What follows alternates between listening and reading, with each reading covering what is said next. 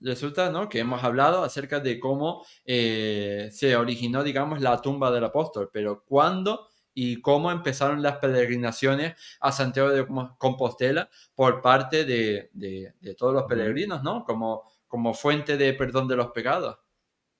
Claro, más allá de lo que hemos contado, de esos orígenes mítico-legendarios y del descubrimiento real, vamos a decir real, de la primera peregrinación que hubo en la historia, que luego hablaremos, si quieres, de los distintos caminos, pero a partir de ahí nace el primer camino de Santiago, que es hoy en día conocido como el camino primitivo, desde Oviedo a Compostela, porque es el camino que hace Alfonso II el Casto, rey de Asturias, hasta allá, ¿verdad?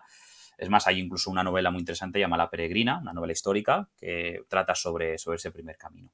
Bien, claro, a partir de este momento, encima, que el primer peregrino de la historia de Compostela encima es un rey, pues hace que muchas personas, muchos cristianos, vamos a decir, de estamentos inferiores, pues decidan peregrinar también pues, para contemplar la tumba del apóstol.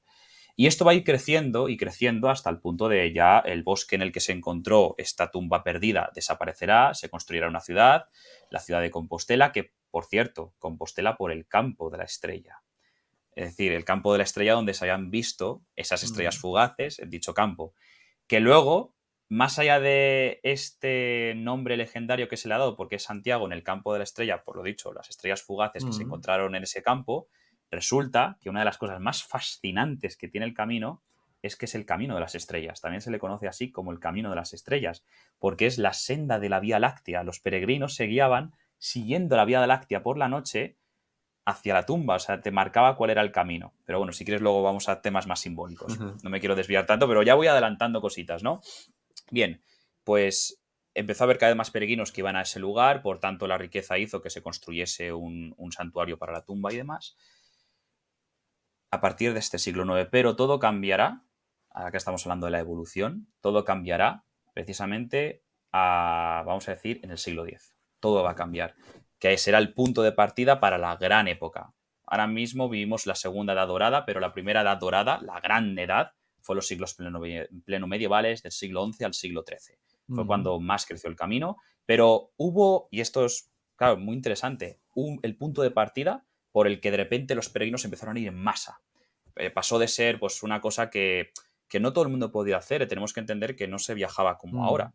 Realmente conocías poco más allá de los límites de la zona donde habías nacido y morías en el mismo lugar. Incluso emprender un camino así era altamente peligroso. Al final era un poco suicida, ¿no? Ya tenías que hacer un ejercicio espiritual de fe muy importante como motivo para llegar hasta allí.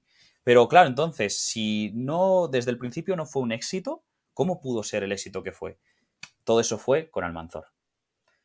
Almanzor, que fue uno de los grandes caudillos del Andalus, el último del califato, además un líder político muy, muy guerrero, para hacer daño a la cristiandad, fue hacia su corazón, atacó su corazón. ¿Qué significa esto? Saquear Compostela. Porque sabía que eso iba a ser una herida que no iban a olvidar jamás y que no iban a desafiar así los cristianos, obviamente, al poder andalusí. Bueno, pues según también un poco la leyenda, eh, los habitantes de Compostela se enteraron de que el caudillo musulmán, el califa, iba para allá. Entonces, bueno, se enteró además, parece ser un hombre clerical, y consiguió que Compostela fuese abandonada totalmente, ¿no? No sé cómo se dice la palabra ahora mismo. Eh, eh, Evacuada. Evacuada, eso es, que fuese evacuada absolutamente.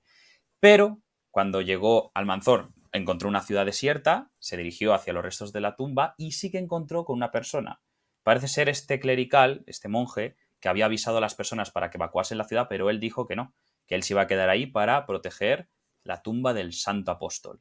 Cuando llega Almanzor, decide que, claro, que es tal la fe de ese hombre que no le teme miedo ni siquiera él mismo, le da igual morir, pero él va a estar ahí para intentar que esta tumba se proteja, no quieren obviamente los cristianos que sea saqueada, que decidirá destruir todo, pero les dice a sus soldados que no maten ni a ese hombre ni destrocen esa tumba. La iglesia sí, va a ser destruida y la Mm. ciudad, pero el sepulcro en sí y ese hombre que no lo toquen.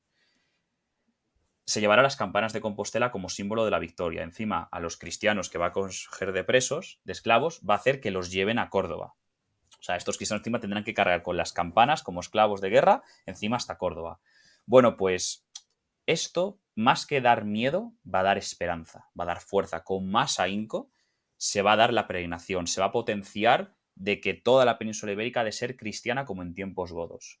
Y por tanto, la peregrinación llegará a un momento tan exponencial, también tenemos que entender que en esos siglos medievales, a partir de justo Almanzor, que lo he dicho, finales del siglo IX, perdón, finales del siglo X y demás, claro, es también la gran época medieval, vamos a decir, de la plenitud, en el máximo sentido de buen tiempo, buenas cosechas, buena vida. Es decir, fue una etapa no de crisis ni de dificultad en cuanto a la vida misma. Y eso hizo que muchas personas permitiesen hacer esta peregrinación. Pero más allá de, vamos a decir, de ese valor cuantitativo que le podemos dar, el valor cualitativo fue: con más ahínco mi fe es más fuerte, con más ahínco voy a peregrinar a Compostela y voy a apoyar que efectivamente esta tierra pertenece a los cristianos, ¿no? Según la cosmovisión, hay que entender la cosmovisión de los cristianos de aquella época, porque si no, no se entendería, que lo dicho, que algo que tendría que haber acabado con el culto, lo hizo más fuerte, hasta lo dicho, durante 3 siglos, vivir la gran etapa. Lo que pasa que, a pesar de vivir esta gran etapa, que es cuando se va a crear el camino que nosotros conocemos como tal, cuando se va a redactar el Liber Santo Jacobis, el Codex Calixtinus, llamado así también, ¿no? Como una especie como de guía. La primera guía de viajes, quizás, de la historia. Yo que tengo ahí la Lonely Planet. La primera guía de viajes de la historia para, por así decirlo, hacer el camino de manera segura y cómo tú podías hacerlo sin morir, básicamente, para que cumplieses con la peregrinación. Además, en este libro tan interesante que mandó el Papa Calixto, por eso el Codex Calixtinus, también se relata todos los orígenes del apóstol Santiago, de cómo llegó a España y todo demás. Va a vivir luego su decadencia, en la Baja Edad Media, los siglos XIV y XV, porque las grandes instituciones medievales de la cristiandad, de la plenitud de la cristiandad, van a decaer, y el Bosco, precisamente, lo va a representar muy bien, y estas dos serán las peregrinaciones y la caballería. Estas dos instituciones tan importantes decaerán. Al final, lo contingente termina por subir y bajar, vamos a decirlo así. Nada perdura, nada es eterno. Y también va a traer consigo, claro, la Baja Edad Media va a tener el problema de las indulgencias. Es decir, vas a perder, el perdón de los pecados se dará si tú haces este camino y te voy a dar un papelito, ¿no? Y pagando un oro para que así ya tengas el reino de los cielos merecido. Cuando la cristiandad siempre te ha dicho, y más encima en esa época pleno medieval, con todo el sentido del Camino de Santiago, que el perdón de los pecados es por el esfuerzo que tú haces por Dios. Es decir, por el no pensar en ti mismo y dedicarte a algo más grande que ti mismo. En ese ejercicio espiritual de, a través de tus obras, a través de tus acciones, merecer el reino de los cielos, todo esto se va, vamos a decir, se va decayendo, se va adulterando, corrompiendo, y claro, y de repente pues se decidirá pensar más en el dinero que en la salvación como tal de lo que lo había hecho ser grande. Entonces, ahí tendrá una decadencia muy oscura que será todavía, va a perdurar durante la Edad Moderna, que se van a seguir haciéndose peregrinaciones en la Edad Moderna, pero ya no como lo que conocieron los siglos plenomedievales, y precisamente ya será en los tiempos modernos, sobre todo siglo XX, siglo XXI, cuando será el Camino de Santiago considerado como Patrimonio de la UNESCO de la Humanidad, cuando va a vivir el segundo renacimiento, ¿no? Otra vez se vuelve a llenar de gente y gente que acude en masa a Compostela. O sea que se vuelve a repetir la historia, aunque bajo la secularización moderna.